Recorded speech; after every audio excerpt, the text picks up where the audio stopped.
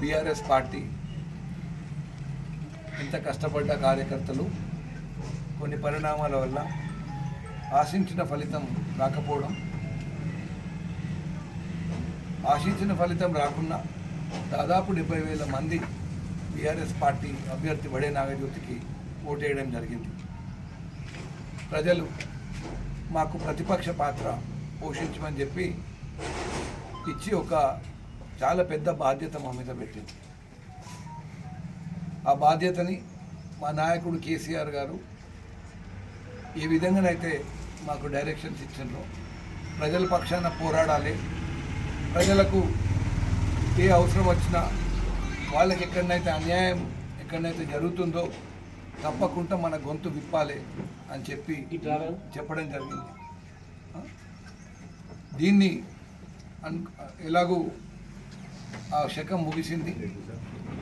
మామూలు ప్రజలు ప్రతిపక్ష పాత్ర పోషించిన తర్వాత మొదటి ఎలక్షన్ పార్లమెంట్ ఎలక్షన్స్ రావడం జరిగింది. ఈ 5 నెలల్లో ఏ విధంగానైతే కాంగ్రెస్ పార్టీ ప్రజలని మోసం చేసింది, అది మేము ప్రజలకు తీసుకుపోవాలనుకుంటున్నాం. అడుగడుగున మోసం, అడుగడుగున దుష్ప్రచారం చేసి గెలిచిన ఎన్నిక ఇది. ప్రజలకు అన్నిటికంటే ముఖ్యమైన ఫస్ట్ 2 విషయాలు మనం మాట్లాడుకోవాలి. 500 రూపాయల బోనస్ ఇస్తామని మాటిచ్చింది. మీరెవ్వరూ వడ్లు అమ్మద్దు, కళ్ళాల మీద వడ్లు అట్లనే ఉంచుకోమని చెప్పింది. ఇప్పటికీ 2 పంటలు అయిపోయినాయి. 500 రూపాయలు బోనస్ దిక్కులేదు. రైతు ఈ విధంగా రైతును మోసం చేసి ఓట్లు వేయించుకొని మళ్ళీ ఏ ముఖం పెట్టుకొని ఓట్లకు వచ్చిందనేది నేను ప్రశ్నిస్తున్న ఒక జిల్లా పార్టీ అధ్యక్షుడు.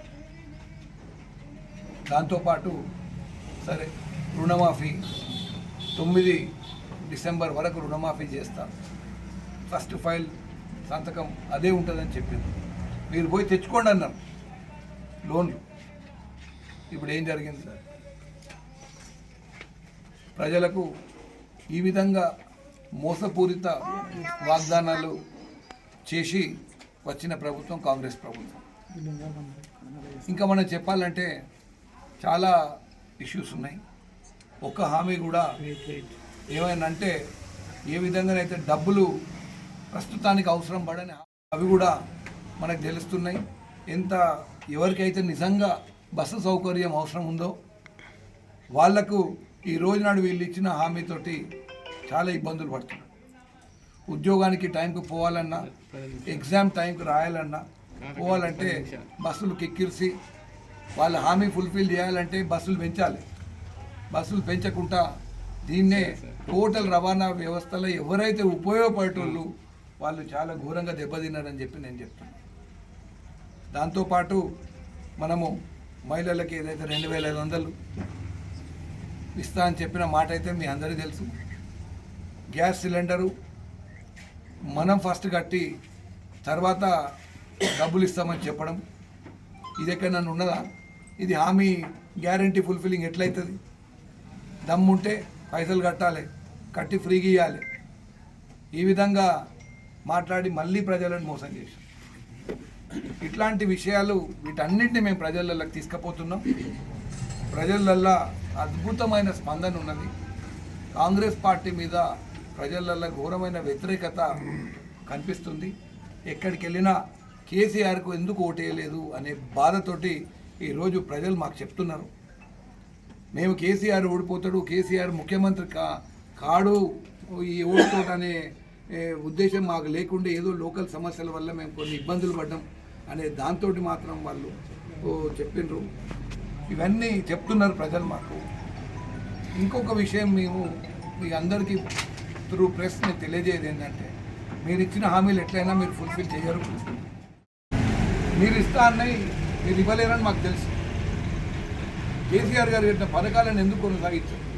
అది ప్రభుత్వం 10 ఏళ్ళు నడిపించింది ప్రభుత్వం. అండ్ కేసీఆర్ గారు, హరీష్ రావు గారు మొన్న సవాల్ కూడా విసిరారు ప్రజల పక్షాన. ప్రజల కోసం ఆయన రాజకీయ జీవితం త్యాగం చేయడానికి రెడీ అయ్యారు. రిజైన్ చేస్తా అని చెప్పిన దమ్మున్నదా? స్వీకరించుకున్నాడు. 9వ తారీఖు వరకు ఇవ్వకపోతే నేను అంటే ఎంత ప్రెషర్ గత ప్రభుత్వం బీఆర్ఎస్ పార్టీ ప్రభుత్వం మీద పెడుతుందో ప్రజల కోసం అనేది అందరు గుర్తించాలని చెప్పి మేము తెలియజేస్తాం. వీటన్నిటినీ ప్రజలకు గట్టిగా తీసుకెళ్తున్నాం. చాలా అద్భుతంగా స్పందన ఉంది. అన్నిటికంటే ముఖ్యమైనదంటే నాకు నిన్న మొన్న తెలిసిన విషయం ఏంటంటే కళ్యాణ లక్ష్మి చెక్కులు కూడా బౌన్స్ అవుతుంది. నేను అదే చెప్తున్నా, పాత హామీలు కాదు, మా కొత్త హామీలు కాదు, పాత ఏమన్నా ఫుల్ఫిల్ చేయండి. మినిమం చేయలేని పరిస్థితులు ఈ ప్రభుత్వం. ఏమన్నా అంటే ఫోన్ ట్యాపింగ్ అంటారు, ఈ ట్యాపింగ్ అంటారు, ఇది ట్యాపింగ్ అని రైతులని పిచ్చోళ్ళని చేసి ఏమన్నా అంటే కాళేశ్వరం ప్రాజెక్ట్ అంటారు, ప్రాజెక్టు కాస్ట్ కంటే ఎక్కువ కరప్షన్ అయిందంటారు. ప్రజలను మభ్యపెట్టి బీఆర్ఎస్ పార్టీ ప్రతిష్టను దెబ్బతీయాలనేది ఒకటే ఒక వ్యూహం తప్ప నిజంగా ప్రజలకు ఉపయోగపడే పని ఈ ప్రభుత్వం ఇప్పటివరకు ఒకటి కూడా చేయలేదు. బంధువు కాదు, బీమా ఏమీ లేదు. గత ప్రభుత్వందే మనం చేయమని మనం అడుగుతున్నాం. ఎంపీటీసీలే కానివ్వండి, ఎంపీపీలే కానివ్వండి, వాళ్ళని శోభ పెట్టి ఇబ్బంది పెట్టి పార్టీలో జాయిన్ చేసుకుంటారు. కాంగ్రెస్ పార్టీలో ఏం భయం లేదు. కార్యకర్తలు చాలా గట్టిగా దృఢంగా స్ట్రాంగ్ ఉన్నారు. బీఆర్ఎస్ పార్టీకి లీడర్లు కొంతమంది ప్రలోభాలకు బెండ్ అయిపోయినా వాళ్ళ ఓటు కూడా మాకే పడుతుందని చెప్పి మీకు త్రూ ప్రెస్ మీకు తెలియజేస్తాం. 100% పోయిన వాళ్ళ ఓట్లు కూడా వాళ్ళ కుటుంబ సభ్యులే కూడా మాకే పడుతుంది. ఇది మీకు చెప్తున్నా, రేపు డబ్బాలు తెరిచినాక మీకే తెలుస్తుంది ఎంత మెజారిటీ బీఆర్ఎస్ పార్టీకి రాబోతుంది. ఆన్ ద హోల్ రాష్ట్రంలో కూడా ప్రజలు కేసీఆర్ పాలన మంచిగుండే అనే కాన్స్టిట్యున్సీలో చెప్తున్నారు. మొన్న మనకు మహబూబాద్లో అద్భుతంగా కేసీఆర్ గారి సభ జరిగింది. దాదాపు 60,000 మంది జనాలు ఆ సభకు రావడం జరిగింది. రావడమే కాదు, మాకు కూడా చాలా సంతోషాన్ని ఇచ్చింది. ఆ కేరింతల యువకులు మ్యాక్సిమం పార్టిసిపేట్ అయింది యువకులే ఆ సభలో. ఇవన్నీ చూసి ఇక వణుకు పుట్టి ఏదో చేయాలి అని చెప్పి ప్రతి మండలంలో ఫోన్లు చేసి బతిల్లాడి పార్టీలకు రావాలని బతిల్లాడుకుంటారు. బెదిరించుడు ఒక దిక్కు, కొందరిని అన్న మంత్రి గారు మిమ్మల్ని అడిగినరు, మీరు మా పార్టీలో జాయిన్ కాండి, రేపు సర్పంచ్ ఇస్తాం. ఇప్పుడు వాళ్ళ పరిస్థితి ఏందో రేపు ఎలక్షన్ తర్వాత తెలుస్తుంది. పోయిన వాళ్ళందరూ బాధపడి మళ్ళీ ఎందుకు ఈ నిర్ణయం తీసుకున్నామనే పరిస్థితి రాబోతుంది. ఇవన్నీ చూస్తుంటే ప్రజలలో మంచి స్పందన. మా కార్యకర్తలు ప్రతి ఊరికి వెళ్ళినప్పుడు చాలా స్ట్రాంగ్గా ఉన్నారు. వాళ్ళందరూ సార్ పోతే పోనీయండి, పోయేటోడిని మీరు ఎవరిని ఆపలేదు, మేమున్నాం, పార్టీని బతికించుకుంటాం, పార్టీని కార్యకర్తలు ఊరూరు తిరిగి మేము ఓట్లు వేయించుకుంటాం అనే మాట మాకు ధైర్యాన్ని ఇస్తున్నారు. దాంతో మేము ముందుకెళ్తాం. మంచి రిజల్ట్ మేము సాధించి బాలోత్ కవిత గారిని రెండోసారి పార్లమెంట్ సభ్యురాలుగా గెలవడానికి మళ్ళొకసారి ములుగు నియోజకవర్గం సహాయపడుతుందని చెప్పి మీ అందరికీ తెలియజేస్తాం.